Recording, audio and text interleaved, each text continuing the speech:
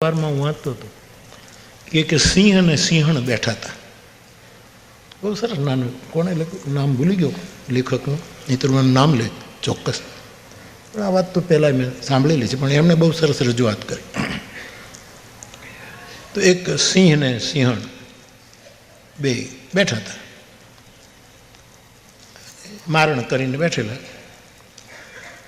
એમાં બે નજીક નજીક બેઠા હતા અને સિંહે સિંહણની સામે જરાક જોયું. એટલે સિંહણે કહ્યું કે તમે આમ મોઢું ફેરવી નાખો. કેમ કે તમારા મોઢામાંથી વાસ આવે છે. એ વનરાજ,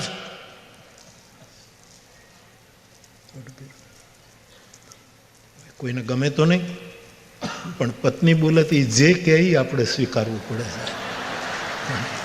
તમારા મોઢામાંથી મુખવાસ છે કે વાસ છે કે પુષ્પગંધા છો તો પુષ્પગંધા, પુષ્પગંધા પનુડી તું તો પુષ્પગંધા.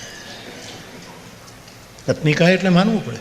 પણ સિંહને વેમ ઘૂસી ગયો કે આ તો વિચારવા જેવું છે, મોઢામાંથી વાસ આવે છે કે શું છે, આ તો જોવું પડશે. એટલે આમ હાલી નીકળી ગયો ને ઘેટું સામું મળ્યું. ઘેટ આમ પૂછ્યું, એ આમ આવતું, હું તને મારીશ નહીં, તું હોય ઓરો અચો અચો. વીતું વીતું ઘેટું બિચારું આવ્યું.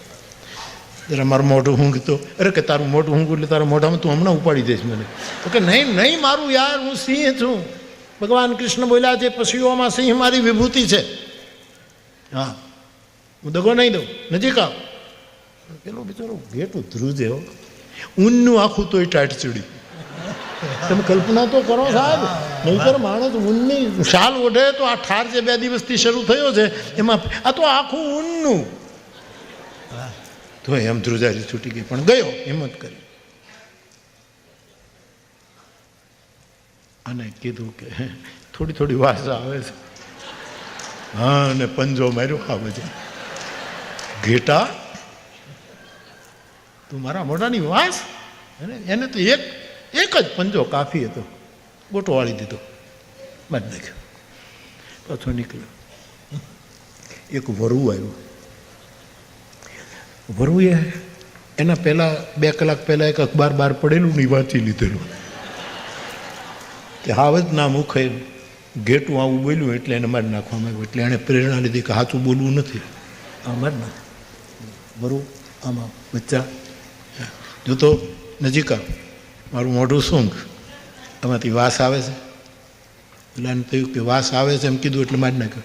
આપણે એમ નથી બોલવું, વાસ નથી આવતી તોય મારી નાખ્યો કે તું મારી ખુશામત કરે છે, મને સારું લગાડવા માટે કરે છે. હા, મને ખબર પડી ગઈ છે, તું સારું લગાડવા, સાચું બોલ. પંજો માર્યો, મારી નાખ્યો. પછી આગળ વધ્યો. ત્યાં એક શિયાળ આવ્યો. વરે માલિક, ઓહો આપ તો અમારા રાજા છે, આવ નજીક આવ, મોઢું શું પણ છે શું કે નહીં, મારા મોઢામાંથી વાસ આવે છે કે નહીં. આની પાસેથી અખબાર ગયેલું, પછી 2 કલાકે અખબાર બહાર પડતું હતું. મનોજ એને વાંચી લીધેલું કે વરુએ આમ કીધું માર નાખ્યું, પેલા ઘેટાએ આમ કીધું માર નાખ્યું. એટલે આ તો શિયાળ તો શિયાળ.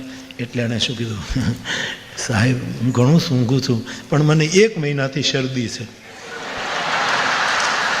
1 મહિનાથી આખો ખમખમી ગયો છું. મારે અમૃતાંજન ને ટાઈગર બામની મેં બોટલો ખાલી કરી નાખીને બાકી એ તો નીલગિરી આ છાતી ઉપર.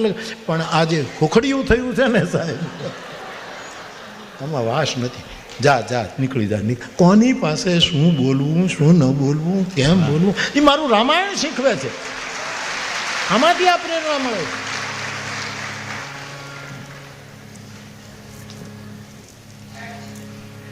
પછી ગાયો ને ભેંસો ને હરણિયાઓ ને બધા શિયાળને તું જીવતું આવ્યો કેમ? હું ન મારું કેમ? આપણને આવડવું જોઈએ કોની પાસે કેમ વાતું કરવી, કોની પાસે કેમ ભરવું, આપણને આવડવું જોઈએ. થઈ ગયો ને રાજી? જુઓ, થઈ ગયો રાજી. પછી ભેંસને પૂછ્યું, હવે અહીંથી આગળ વધે તલગાજરડું. આમ શું છે સાહેબ, જો એક બ્રિજ બાંધી દઈ ને નદી ઉપર તો કીડી પણ વહી જાય ને હાથી પણ વહી જાય, એક સેતુ બંધાય. તુલસીદાસજી કેવા સુંદર દ્રષ્ટાંતો આપે છે. જો નૃપ સે તો કરાય, બધા જ અંદર ચાલે. ભેંસ નહીં, સોરી હો, ભેંસ નહીં, પાડો. પાડો